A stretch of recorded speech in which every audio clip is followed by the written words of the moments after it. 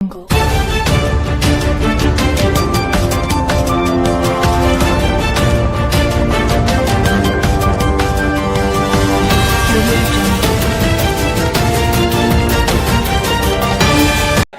पे न पात पे,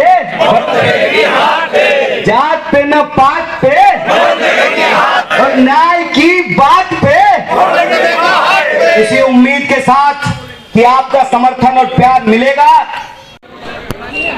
अक्षय इंडिया न्यूज में आज सभी का स्वागत है। आज हम नत्थू कॉलोनी के तिरंगा चौक पे खड़े हैं, जहां पर लोकसभा चुनाव के प्रत्याशी इंडिया गठबंधन के प्रत्याशी कन्हैया कुमार ने एक जनसभा की, जिसमें आप हजारों की संख्या में भीड़ देख रहे हैं। उन्होंने सभी को संबोधित किया और बताया अपने कार्यों का लक्ष्य।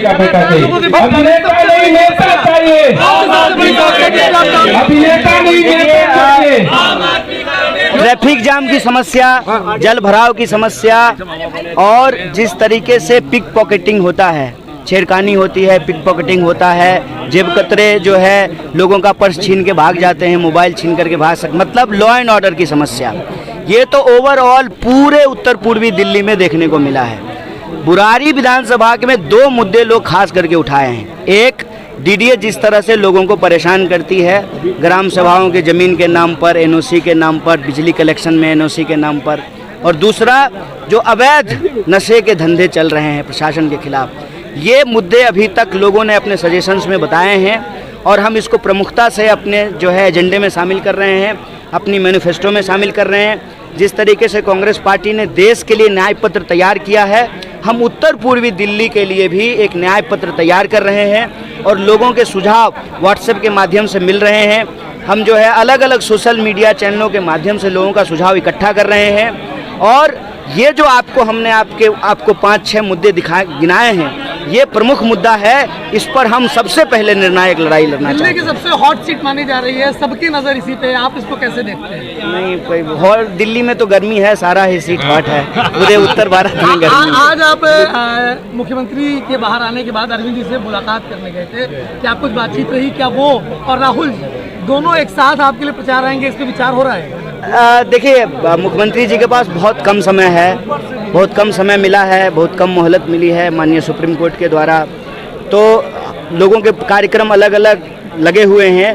लेकिन जिस तरह से आप हमारा पोस्टर देख रहे हैं कि एक तरफ जो है केजरीवाल जी हैं और एक तरफ राहुल जी हैं और बीच में मैं हूं, तो इस बात की गवाही है कि दोनों हमारे साथ हैं, मजबूती से हैं, एकजुट से हैं। वक्त जिस तरह से मिलेगा, लेकिन इतना मैं जरूर कह सकता हूं कि दोनों की सभा होगी, दोनों जो है उत्तर पूर्वी दिल्ली की जनता का आशीर्वाद लेने आएंगे और हमारा मार्गदर्शन कन्हैया जी 2025 में देश के प्रधानमंत्री होंगे क्या?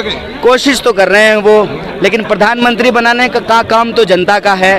वो कोशिश तो कर रहे हैं कि मोदी जी के नाम पे वोट लेकर के वो प्रधानमंत्री बन जाए। बुराड़ी के पास नॉर्थ कैंपस होते हुए भी नजदीक में कॉलेज नहीं है। हाँ, लाखों की संख्या में पूर्वांचल के और 10 साल से लड़कियों को पढ़ने की दिक्कत है। कॉलेज के लिए पर्याप्त जगह है, कॉलेज की स्थापना होगी दिल्ली।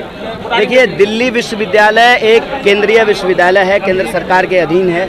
कुछ कॉलेज ऐसे हैं जो दिल्ली सरकार के अंतर्गत भी आती हैं, लेकिन यूनिवर्सिटी पर जो पूरा का पूरा प्रशासनिक अधिकार है, उसको चलाने का और नियंत्रण का जो अधिकार है, वो केंद्र सरकार का है।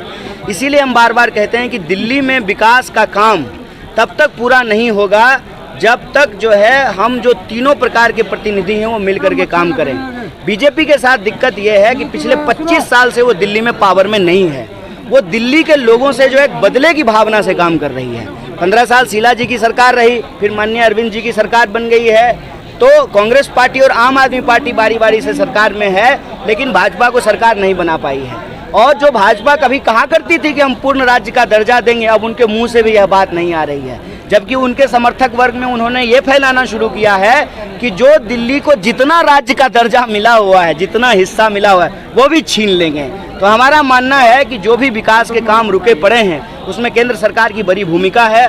चाहे दिल्ली विश्वविद्यालय का कॉलेज खुलने का सवाल हो, सेंट्रल स्कूल खुलने का सवाल हो, मल्टी स्पेशलिटी हॉस्पिटल खुलने का सवाल हो, या जो जल बोर्ड को एनओसी नहीं मिलती है उसके चलते जो सड़कें खुदी पड़ी रहती हैं, इन सब मुद्दों पर केंद्र सरकार से समर्थन होना ज़रूरी है। इसीलिए हम लोग सिर्फ एक सीट पे नहीं, पूरी की पूरी 7 सीट पर इंडिया अलायंस के लिए वोट मांग रहे हैं और हमको पूरा भरोसा है कि आने वाली 4 जून को एनडीए हार रही है और इंडिया की सरकार